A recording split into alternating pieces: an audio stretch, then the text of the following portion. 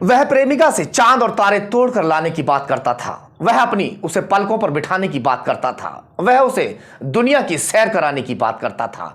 और एक दिन फ्रिज में सजी बनी प्रेमिका की लाश रखी थी और वह अपनी शादी में डांस कर रहा था, दोस्तों और रिश्तेदारों के साथ जश्न मना रहा था।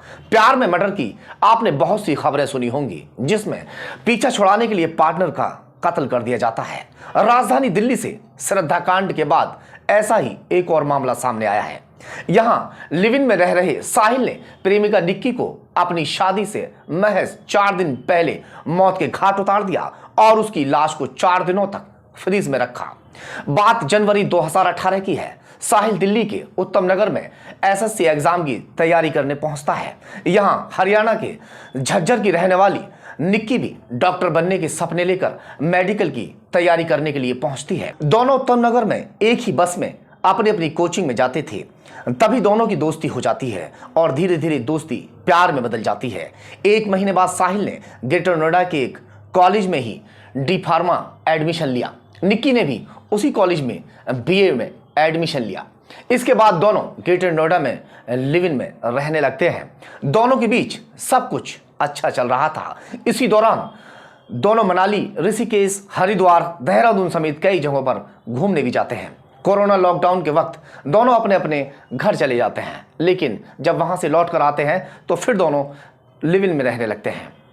आरोपी साहिल ने इस रिश्ते के बारे में अपने परिवार वालों को कभी नहीं बताया था। ऐसे में उसके घर वाले उस पर शादी का दबाव डालने लगते हैं और साहिल ने शादी के लिए मंजूरी भी दे दी। दिसंबर 2022 में साहिल का रिश्ता हुआ। एंगेजमेंट की तारीख 9 और शादी की तारीख 10 फरवरी तय की गई। अब इस साहिल की शादी से निक्की अनजान थी, लेकिन जैसे ही निक्की को साहिल की शादी के बारे में पता चलता है तो वह बिखर जाती है, टूट जाती है। इस बात को लेकर निक्की और साहिल में झगड़ा भी होता है। दोनों ने शादी से पहले गोवा भागने का प्लान बना लिया। निक्की ने 9 फरवरी के टिकट भी बुक करा लिए थे। दोनों ने साथ में आत्महत्या का इरादा कर लिया था कि अगर हम लोग नहीं भाग पाए तो आत्महत्या कर लेंगे, लेकिन साहिल ने आखिर में उसे धोखा दिया। गोवा जाने से उसे इनकार कर दिया। सूत्रों का दावा है कि निक्की ने साहिल पर केस दर्ज करने की भी धमकी दी थी। 9 फरवरी को साहिल की एंगेजमेंट हुई। इसके बाद निक्की ने उसे अपने फ्लैट पर मिलने के लिए बुलाया। साहिल ने निक्की को अपनी कार में बैठाया। इसके बाद दोनों कार में कहासुनी, दोनों में आपस में झगड़ा हो जाता है, कहासुनी हो जाती है। निक्की लगातार साहिल से दूसरी लड़की से शादी न करने का दबाव बना रही थी। वह साहिल को उसके साथ गोवा जाने के लिए मना रही थी, लेकिन साहिल ने उसके साथ जाने से साफ इनकार कर दिया। इसके बाद दोनों में झगड़ा होता है और साहिल ने कार के अंदर ही निक्की की हत्या करने का मन बना लिया। अब आगे की कहानी ये चलती है कि 26 साल के आरोपी साहिल गहलोत ने कश्मीरी गेट आईएसबीटी के पास 22 साल की निक्की की हत्या कर दी। साहिल ने मोबाइल डेटा केबल से निक्की का गला घोंट दिया। इसके बाद वह निक्की के शव को लेकर मित्राऊ गांव में अपने ढाबे पर पहुंचा।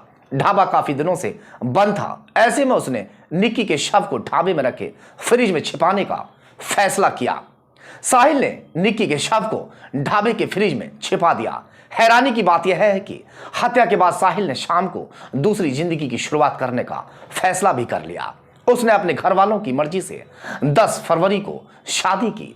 साहिल ने 4 दिन तक निक्की के शव को फ्रिज में छिपाए रखा, लेकिन वैलेंटाइन डे के दिन पुलिस को सूचना मिलती है कि एक लड़की की हत्या करके उसके शव को ढाबे में छिपा दिया गया है। पुलिस ने मौके पर पहुंचकर शव की बरामदगी की और दूसरी ओर निक्की के लापता होने की शिकायत भी दर्ज नहीं हो पाई थी। जांच में पुलिस का शक साहिल पर पहुंचता है। जब पुलिस ने उसका फोन ट्राई किया तो यह बंद था। पुलिस जब साहिल के घर पहुंची तो वह वहां से भी गायब था। हालांकि बाद में पुलिस ने उसे दिल्ली के खैर गांव से गिरफ्तार किया और उससे कड़ाई से पूछताछ की। पूछताछ के दौरान साहिल पुलिस को गुमराह करता रहा, लेकिन जब पुलिस ने सख्त रुख अपनाया तो उसने गुनाह कबूल कर लिया। उसने बताया कि उसने निक्की की हत्या करने के बाद शव को ढाबे के फ्रिज में छिपा दिया था। फिलहाल पुलिस ने निक्की के शव को पोस्टमार्टम के लिए भेज दिया है। बाबा हरिदास नगर पुलिस ने आईपीसी की धारा 302, 201 के तहत मामला दर्ज कर लिया। हालांकि अभी पुलिस को यह मालूम नहीं चल पाया है कि वह लाश को कहां ठिकाने लगाना चाहता था।